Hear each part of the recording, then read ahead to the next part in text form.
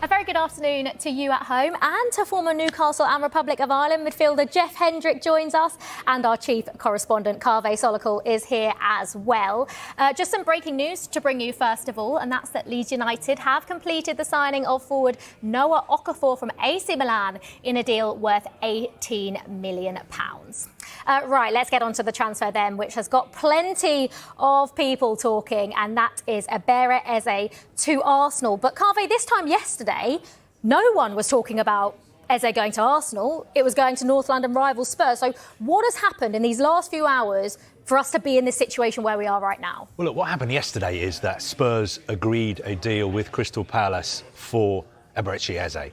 They also agreed personal terms with his representatives, and he was happy to move to Spurs.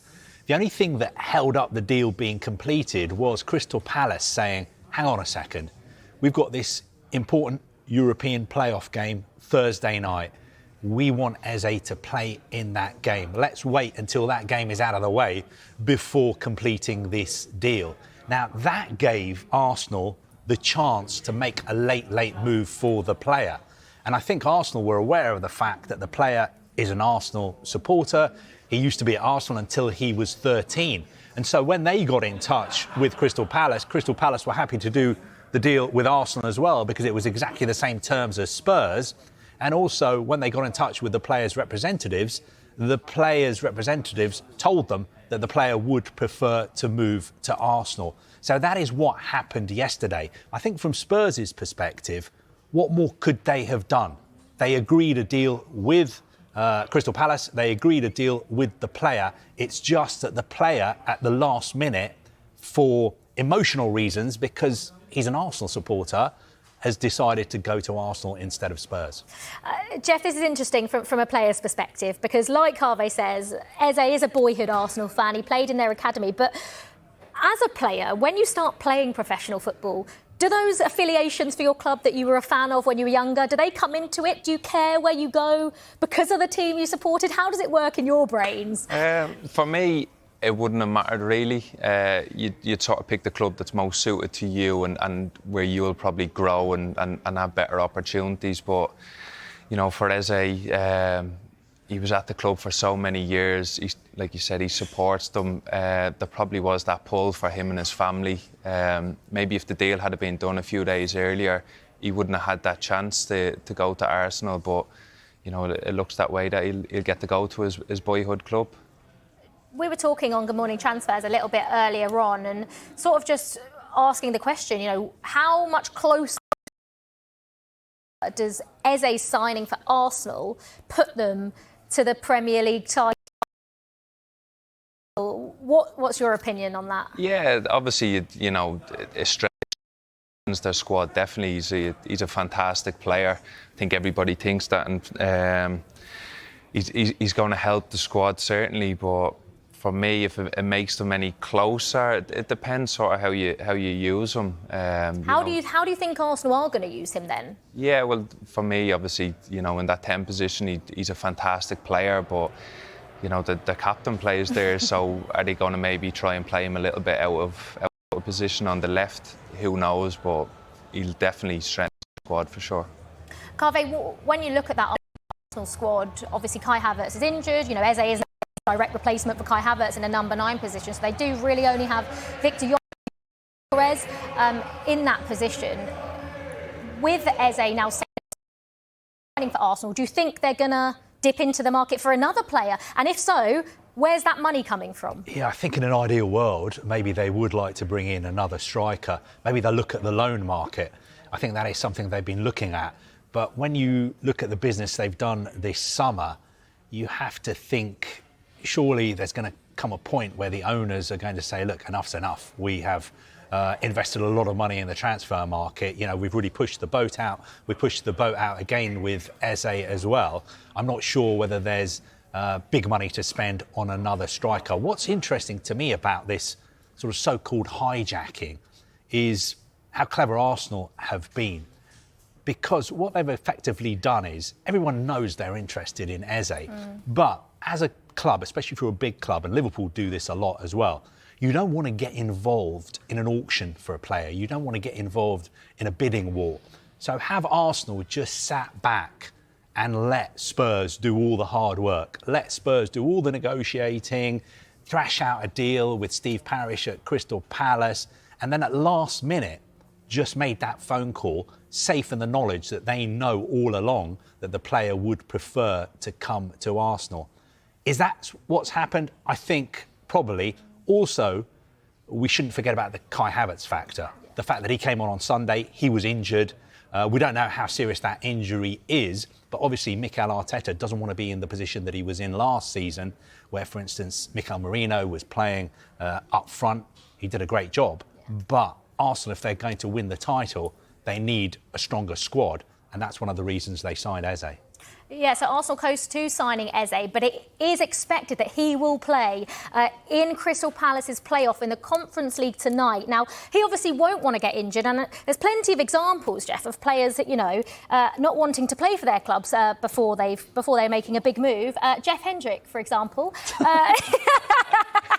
Slightly different situations, we must say. Explain what happened in your situation, and are you surprised that Eze, might step out on the pitch for Palace tonight? Yeah, for me, obviously, my situation was COVID came along and contracts ran out, and there was a time limit to get them sorted. I wasn't on my own, by the way. I think there was four of us. You could have chucked some others under the bus as well, yeah? There was four of us, but yeah, we just sort of, ran out of time with the situation. But for me, if he plays tonight, it is quite risky, mainly for Crystal Palace, really. They're looking at big money here, and they're probably looking to bring in other players. If he gets injured, it might put the deal off completely. So who knows? Arsenal might be okay with him playing.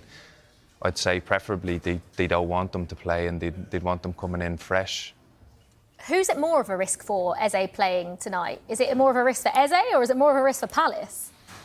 In a way, if I was a Palace fan, I would think, let's hope he plays tonight, scores a couple of goals, and then maybe picks up just picks up a little niggling injury that would sort of, ruin his chances of moving to Arsenal, so we could wish a player getting injured. Yeah. But it is strange to see that he might play this evening. But Oliver Glasner was very clear in his news conference yesterday. He looked at all us journalists and said, look, some of you weren't expecting him or Mark Gahey to play on Sunday against Chelsea, and he did. And those two may well play again tonight. This is a really important game for Crystal Palace. Playoff against Friedrichstad. Now, Crystal Palace, with all due respect to their opponents, are going to be strong favourites. But they need to get past Friedrichstad, because once they get through this playoff, there's two legs, home and away next week, then they'll be into the league phase, which is really important for Crystal Palace. So I think what they want to do tonight is win really, really comfortably. So then for the return leg next week, they can handle that without Eze, potentially. Yeah, absolutely. And that's the Arsenal perspective then. What about from a Spurs perspective? Because, Carver, you just said, you've already said that, there's not really much more Spurs could have done. But, Jeff, for the Spurs fans, they've already lost out on Morgan Gibbs-White, who was, the replacement for James Maddison's injury. Now they've lost out to Eberechi Eze as well. But not only that, they've lost out to their North London rivals. So they're not going to be happy at all with this, are they? No, I think that's the biggest thing, losing out to their rivals. It's going to sting a little bit. And now they've got to go back to the drawing board and find another replacement, really, for Maddison out for the season. So it's going to be tough for them to take. And with that James Maddison injury, they've known for a while, Carve, that he was going to be out, did his ACL and out for a significant period of time. So could they have got this Eze deal over the line sooner? And now that they haven't, are there many options? Andy Brassel, European football expert, said earlier that maybe Brahim Diaz was an option, but it doesn't feel like there are huge names jumping out at them right now after missing out on their top two targets. I think the first part of your question, could Spurs have done more? I've heard a lot of Spurs supporters say, why didn't we just trigger his release clause? Because he had a release clause until last Friday, until the Premier League season started. You could sign Eze for, I think, 60 plus 8, so a total of £68 million. So why didn't Spurs just do that? Because they've known for ages they need a replacement for James Maddison and they want the player. Why didn't they do that? If they'd done that, he'd be a Spurs player now. But we don't know exactly what Spurs did. You know, behind the scenes, Spurs may have made it clear to Crystal Palace that we are willing to trigger the release clause, but the player himself might have been saying, well, hang on a second, I'm not sure. He may have been dragging his feet because he may have known that there was a possibility that Arsenal could come in for him. And also, we don't know what the release clause exactly was. Would it have involved paying the whole sum up front? Is that why Spurs waited? Because they didn't want to do that. You know, it's not as easy. Yeah. You know, we're not playing Football Manager. This is like real life. This is like really, really complicated. These transfers are really complicated. I think the problem that Spurs had in this case is they did everything they could to sign the player, but unfortunately, the player's an Arsenal fan. Yeah. And if Arsenal came calling, it was always very, very likely that he would end up at Arsenal. Yeah, and I suppose Eze probably wants to win the Premier League title sooner rather than later, and I think Arsenal are just in a better position to do that right now. But, I mean, Jeff, I want to talk to you about Richarlison because it was reported that he was included in the deal for Eze that Spurs sort of put forward. I mean, how would you have felt if that had happened to you? If I was Richarlison? Yeah, if you were Richarlison and he's playing well, he's keeping Dominic Solanke outside, scored a couple against Burnley, 2 very good goals. Yeah. That's going to be tough for him to take, isn't it? Yeah, well, I'm surprised at that myself, but then you'd feel let down a little bit. Like you said, he's playing really well. I've watched him in a few games, the PSG game and all, and I think he's a fantastic player. He works hard. He scores goals, he's fit, he's strong, so I'm surprised that they were trying to put him in part of the deal. But yeah, maybe he won't be happy with that, and you know, it could cause a bit of tension, I suppose, between him and the club.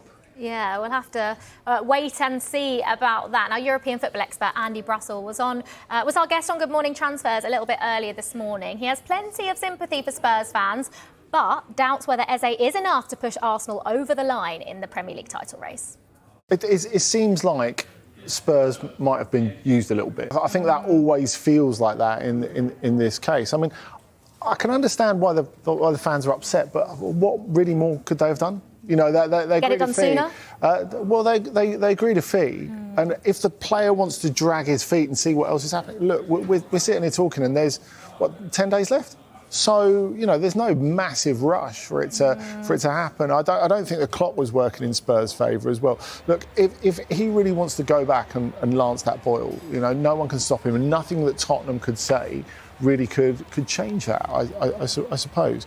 But obviously, with what happened with Morgan Gibbs-White as well, it's incredibly frustrating. And in both cases, I don't know what Spurs could have done that differently.